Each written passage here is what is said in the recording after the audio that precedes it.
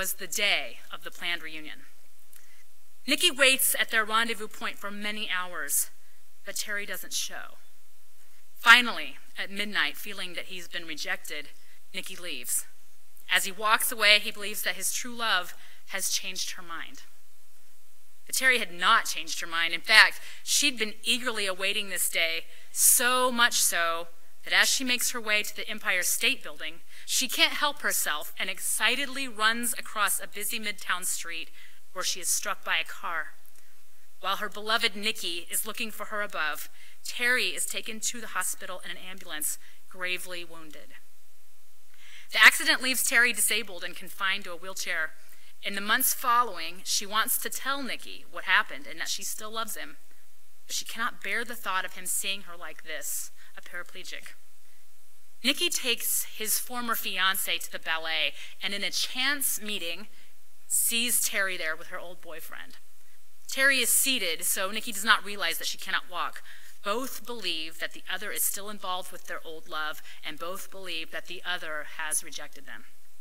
The movie ends when Nikki, haunted by his unrequited love, learns Terry's address and goes to her apartment.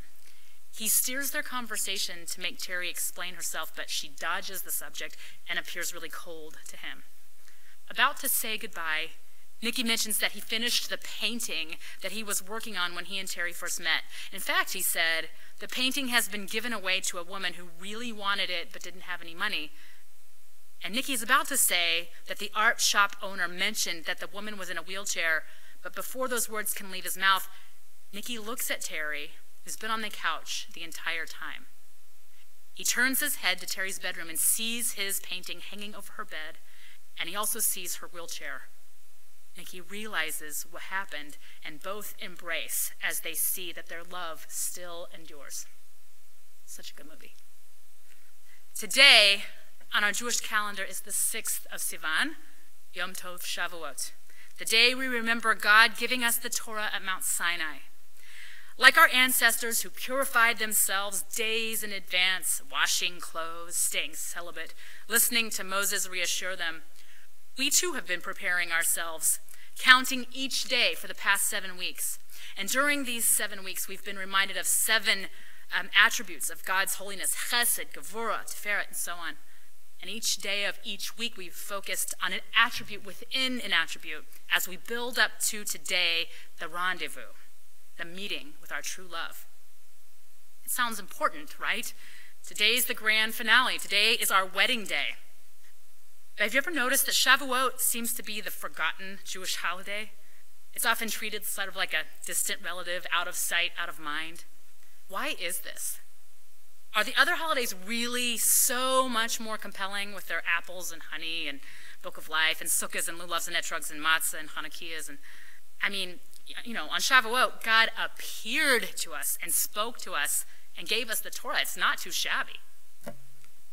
I think the answer can be found in the collective psyche of our people, and there's a clue to this mystery in our Torah reading. It was in the portion that Jack Eisen read right after Anna today. V'chol ha'am ro'im et hakolot. The entire people saw the thunder, which is a miracle in and of itself. Ve'et halapidim ve'et kol ha'shofar, and the flames and the sound of the shofar. Ve'et ha'har hashen, and the mountain smoking. Vaya'ar ha'am vayanu'u. The people saw it and they moved back. Vayamdu merachok, and they stood from afar. The people go on to say to Moses, "You speak with us and we will hear. Do not let him speak with us, lest we die." But Moses reassures them, "Al tira'u, do not be afraid. God has come in order to elevate you, so that you will be in awe of him and so that you will not sin." But even after Moses says this, we are told again, Vaya'amod ha'am merachok. The phrase is repeated. The people stood from afar. So Moses approached the thick cloud where God was. I sat in the library at my high school at a table with classmates, and I was a sophomore, and we were working on a project for English. This was a mixed-level honors class, so there were juniors and seniors in the course as well, and a boy named Mark Reeves was at the table with me. He was a senior. He was talking about the approaching homecoming dance and how he didn't have anyone to go with. and I kind of sensed that he was bringing this up for a reason. But surely he wasn't thinking of asking me, a lowly sophomore. Casually, he mentioned that he might ask me to go with him, sort of, I think, testing the waters. And I was stunned and thrilled, so much so that I immediately responded, "Oh, that would be silly." It was essentially the opposite of what I really thought.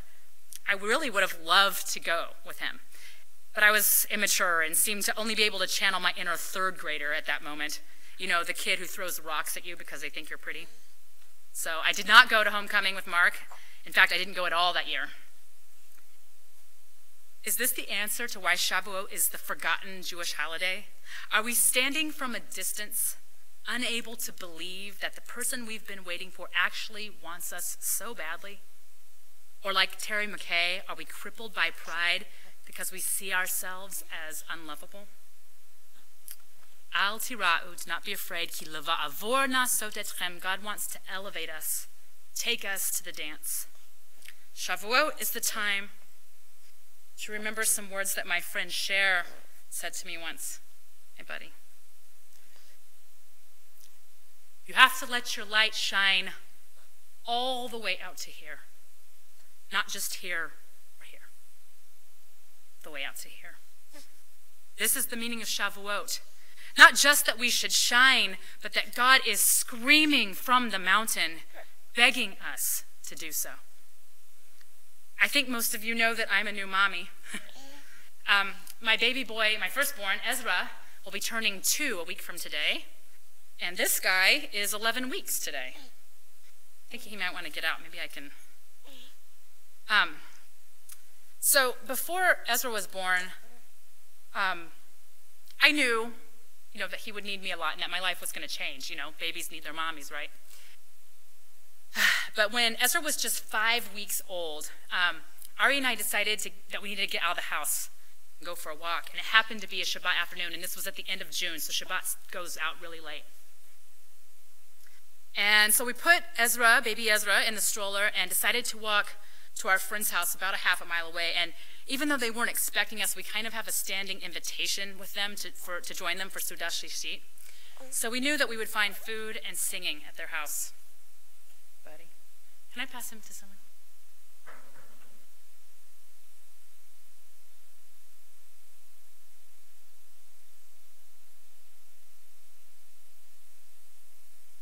So that's exactly what we found. We got to the Weissman's house. There was exactly that, food and singing. And they were all sitting at their large dining table. And the Weissmans had not met baby Ezra yet. And so we wheeled him inside in the stroller, and he was sound asleep. And I placed him next to Laura so that she could ooh and ah over my baby. I sat across the table from Laura, and so Ezra's in the stroller next to her. I'm 5 or 6 feet away across the table. It was already 7 p.m. when we arrived because, again, being June, Shabbat was lingering late. We ended up staying till past 10 p.m., and Ezra slept the whole time. We sang and benched and sang some more and did Havdalah. And again, he was just sitting there in the stroller, and I could see him the whole time. As we were finishing Havdalah, I felt this nagging anxiety inside. I wanted to leave. My mama alarm was going off like a great shofar blast. Ari and I started to walk home, and I began to cry. I wasn't even sure why. Ari asked, "What's wrong?" And it just came out of me. I've just been away from my baby for too long, even though he'd been like 5 feet away from me and I could see him. The physical and emotional instincts of a new mom are so powerful. It seemed like that 5 or 6 feet had been miles. Yes, of course, before he was born, I knew that my baby would need me, but I had no idea until that moment how much I would need him. Today's that moment for all of us. It's Shavuot. We're not just commemorating an event that happened thousands of years ago. This is the event. God is waiting for his true love. He's asking us to the dance. She's clinging to her newborn baby. It's time to let our light shine all the way out to here. whether we see the thunder or just hear, perhaps, as Abraham Joshua Heschel wrote, in our own lives, the voice of God speaks slowly, a syllable at a time, reaching the peak of years, dispelling some of our intimate illusions, and learning how to spell the meaning of life experiences backwards. Some of us discover how the scattered syllables form a single phrase. Anochi Adonai Elohecha.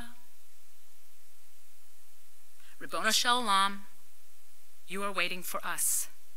Give us the wherewithal to meet you at the mountain today, to hold tightly to those syllables you've uttered so uniquely to each one of us, to individually and collectively stop standing back from afar. Protect us, hold us close, and elevate us to say yes and to shine. Chag Sameach.